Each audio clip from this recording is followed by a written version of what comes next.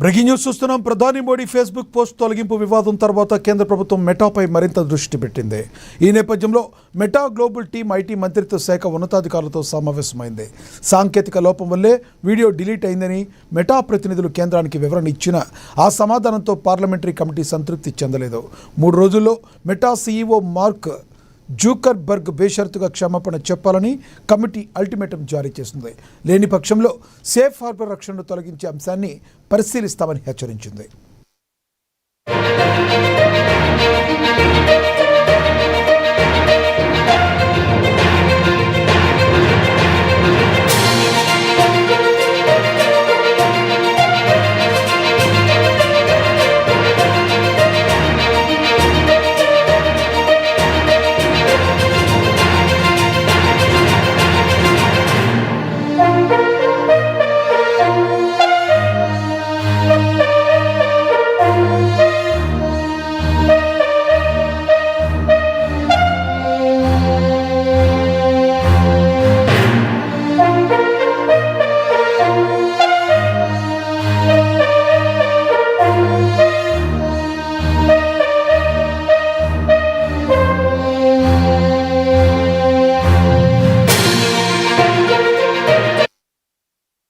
భారత ప్రధాని Narendra Modi Facebook post తొలగింపు వివాదం తర్వాత కేంద్ర ప్రభుత్వం మెటాపై మరింత దృష్టి పెట్టింది.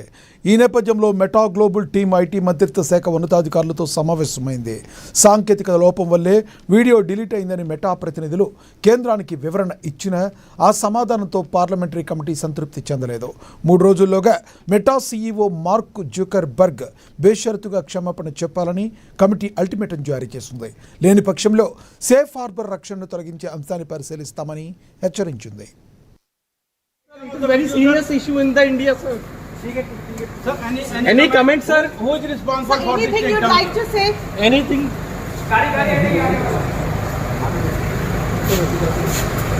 मनोगे एक दिन सब लोग.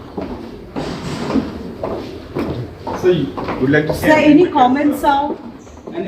any comments on who's responsible Mr. for this? Kaplan, Mr. Kaplan, would you like to say anything? Any comment on Sir, will Mr. Zuckerberg apologize as the government wants it to? Apologize to retain the immunity of the platform? Sir, any statement which you like to make before meeting the minister, sir? You just met the